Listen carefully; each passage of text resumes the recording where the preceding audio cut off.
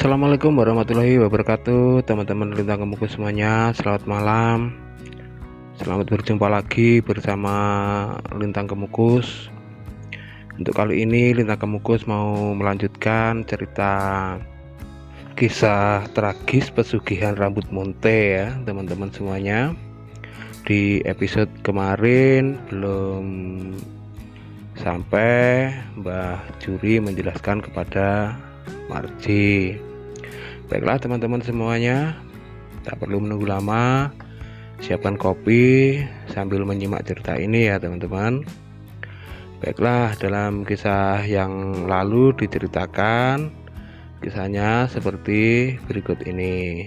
Bisa kita minta tergantung perjanjian, dan yang harus dikorbankan kita sendiri yang janji dengan Mbah Rambut Munte. Marji, maksudnya janji itu gimana Mbah? Kok saya belum memahami? Mbah Juri, janji di sini menggunakan windu, Dek. Dan maksud dari windu itu adalah satu windu itu sama dengan 8 tahun, Dek. Makanya kalau adik janji minta satu windu, maka 8 tahun kemudian adik dipanggil sama Mbah Rambut Munte untuk di sini. Kata-kata Mbah Juri menjelaskan pada Marji. Marji pun menjawab, baiklah Mbah, saya sudah paham. Lantas apa syarat lainnya untuk ritual Mbah? Mbah Juri, kalau syaratnya untuk ritual, siapkan uang 150.000. Nanti Mbah siapkan semuanya, Dek. Mbah Juri menjelaskan semua pada Marji, dan Marji pun menyanggupi semua persyaratan. Dan tak terasa hari menjelang sore. Serasa semuanya sudah cukup, Pak Tono dan Marji berpamitan untuk pulang, dan Marji berjanji pada Mbah Juri untuk datang lagi dan membawa persyaratan yang dibutuhkan minggu depan. Pak Tono, baiklah Mbah, karena sebentar lagi sudah sore, kami berdua mohon pamit, permisi Mbah. Pamit Pak Tono dan Marji. Mbah Juri, mari silahkan, dan hati-hati di jalan ya. Pak Tono dan Marji melangkah keluar rumah, dan Marji mengambil motornya yang saat itu diparkir di samping rumah Mbah Juri. Dalam perjalanan pulang, Marji berbincang-bincang dengan Pak Tono. Marji, jadi sewindu itu 8 tahun ya Pak? Tanya Marji pada Pak Tono. Iya Ji, lantas kenapa? Marji, tadi bilang kan Pak, kalau di sana menurut janji yang diucapkan, apa sebaiknya aku janji 4 atau 5 windu ya Pak, biar aku bisa menikmati kemuliaan sampai 50 atau 60 tahun gitu. Pak Tono, itu semua terserah kamu Ji, orang kamu yang niat mencari. Mereka terus saja mengobrol sambil mengendarai motornya, dan saat itu tak terasa sudah memasuki wilayah kampung mereka. Sebelum sampai rumah Pak Tono, Marji pesan pada Pak Tono. Marji, Pak, tolong nanti jangan bilang siapa-siapa ya kalau saya sedang mencari pesugihan. Cukup Pak Tono saja yang tahu, karena hanya Pak Tono orang yang aku percayai. Pak Tono, iya Ji, aku nggak bakal cerita ke siapa-siapa, percayalah Ji. Mereka berdua sampai di rumah Pak Tono. Turun dari motor Marji, dan Marji bilang pada Pak Tono, karena hari sudah sore, Marji nggak mampir rumah Pak Tono, dan Marji pun langsung pulang ke rumahnya. Pak Tono, kamu tidak mampir dulu, Ji? Sekedar minum kopi dulu, tanya Pak Tono. Tidak, Pak, aku segera pulang saja. Terima kasih, Pak Tono sudah temani saya ke sana tadi. Dan sekali lagi, jangan bilang siapa-siapa ya, Pak, ucap Marji sambil berlalu dengan motornya. Sesampai di rumah, Marji mengetuk pintu rumahnya sambil mengucap salam. Assalamualaikum, Bu. Ini aku sudah pulang. Tak lama kemudian terdengar jawaban dari dalam rumahnya. Waalaikumsalam, jawab ibunya seraya membukakan pintu. Kamu sudah pulang, Ji? Ibu buatkan kopi ya. Marji, iya Bu, terima kasih, jawab Marji sambil jalan menuju kursi ruang tengah rumahnya. Marji duduk di kursi sambil memikirkan soal syarat yang akan Marji lakukan, dan dalam pikirannya terus berhitung. Kalau satu windu adalah 8 tahun, apa aku janji 5 windu ya?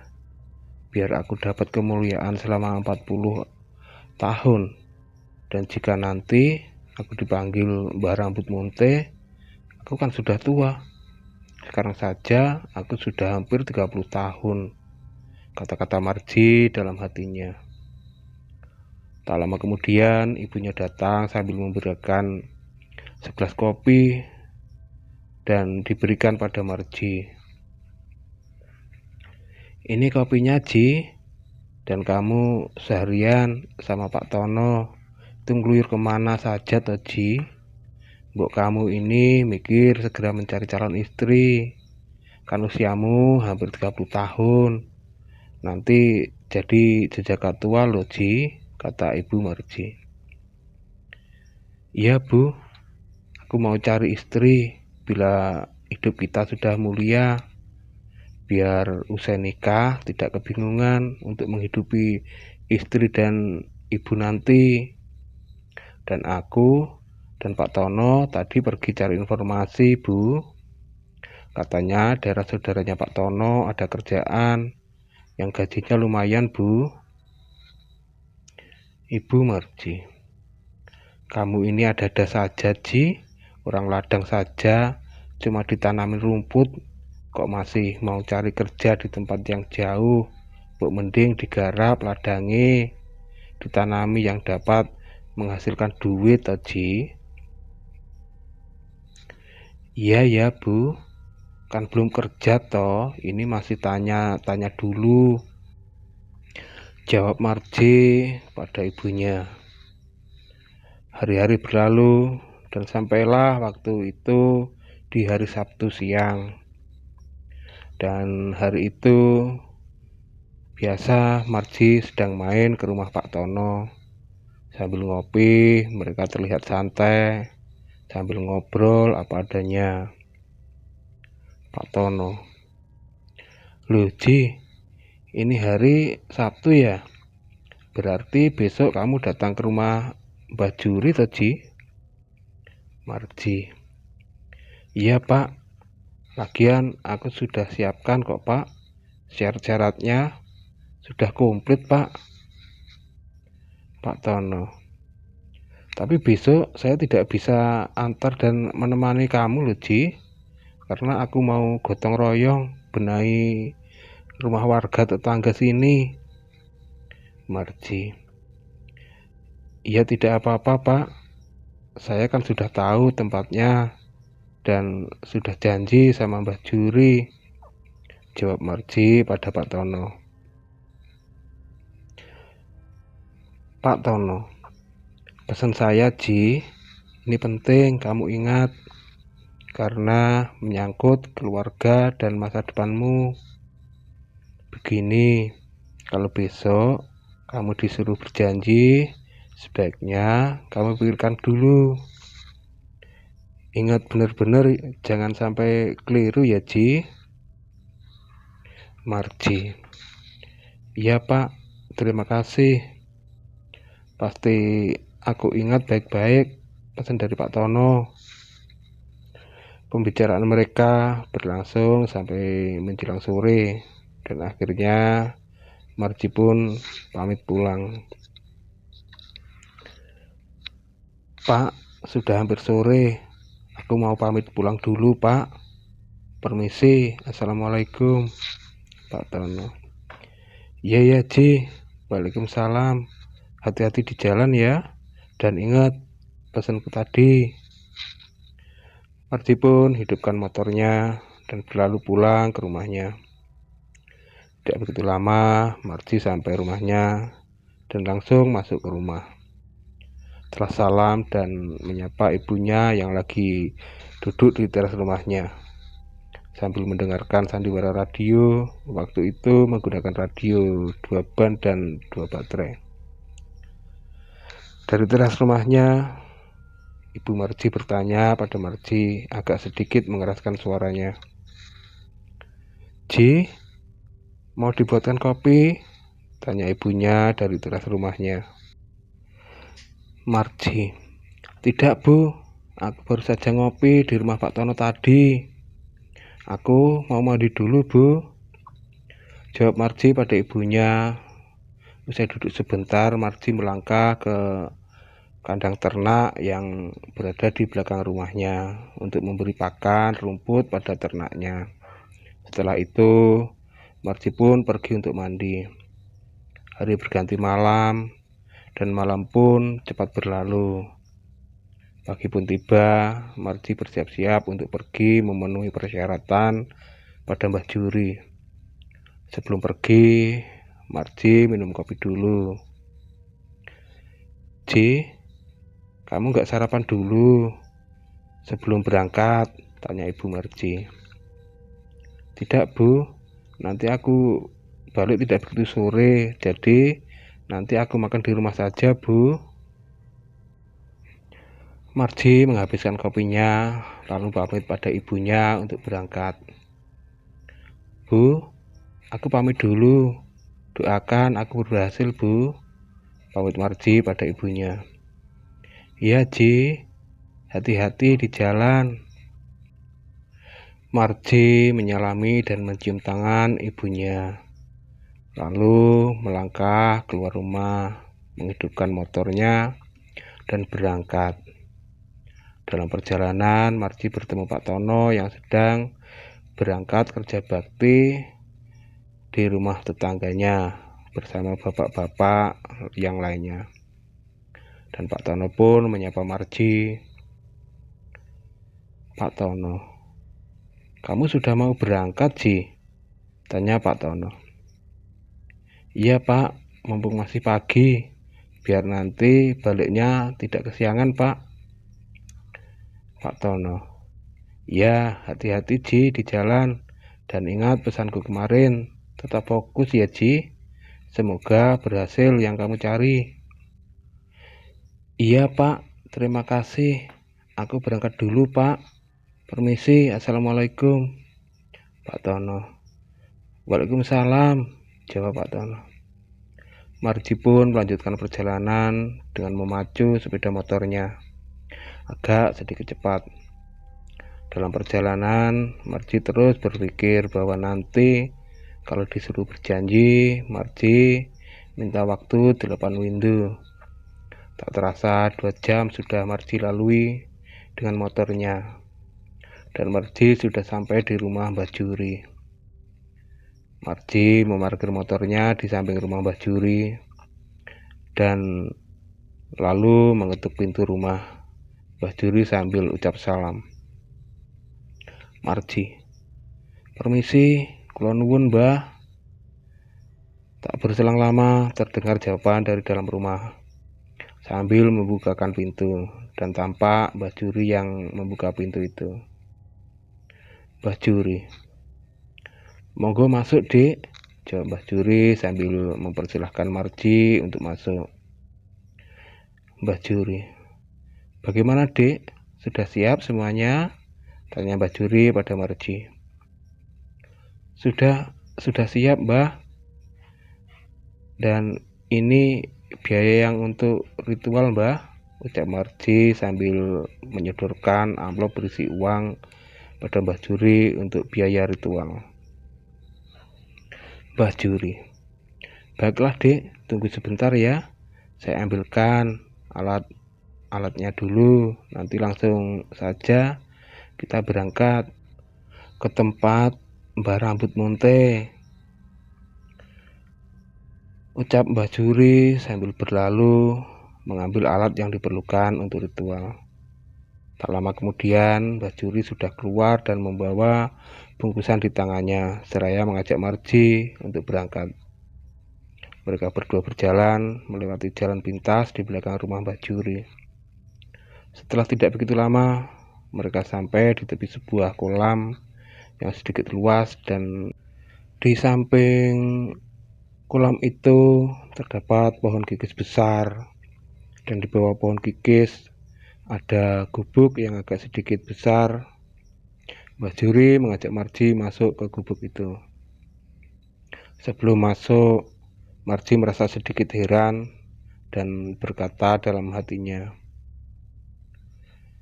dalam pikiran Marji, "Ada tempat indah kayak wisata. Apa mungkin ya ini tempat pesugihan itu?" Marji pun tidak pedulikan kata hatinya yang masih sedikit heran, lalu masuk gubuk itu mengikuti Mbah Juri. Mbah Juri, "Sudah, Dek, tunggu dan duduk bersila ya. Saya mau memanggil mbahnya."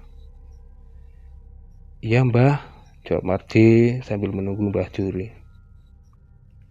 "Dek, nanti kalau ada suara yang bertanya pada Dek, tolong jawab apa keperluannya ke sini, dan nanti saya bantu ya, Dek," ucap Mbah Juri langsung duduk bersila dan bakar kemenyan. Mulut Mbah Juri kemat kamit membaca mantra. Tak lama kemudian Mbah Juri bilang pada Marji, "Begini, Dek." Dek Marji duduk bersila menghadap sana ya, ucap Mbah Juri sambil menunjuk arah yang ditunjukkan pada Marji. Marji pun menuruti perintah Mbah Juri, dan Mbah Juri menyuruh Marji memejamkan matanya. Sedang Mbah Juri bersila di belakang Marji sambil kedua tangannya ditempelkan di punggung Marji. Tak begitu lama, dalam mata terpejam, Marji melihat sosok tinggi besar yang tidak begitu jelas rupa wajahnya, dan makhluk itu berambut ikal panjang sampai ke tanah. Dan makhluk itu seperti mendekati Marji dan bertanya,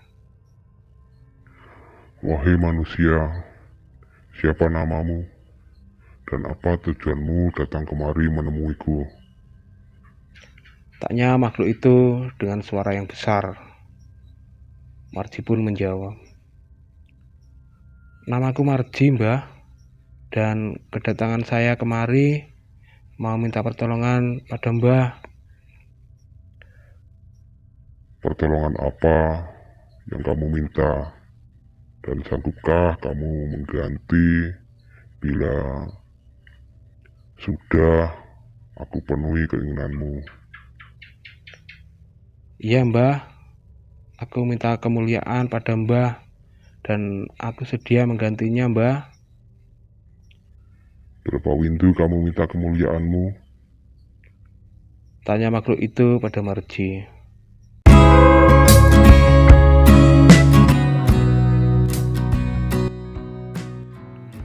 Baiklah teman-teman Lintang Kemuku semua, bagaimanakah kisah selanjutnya?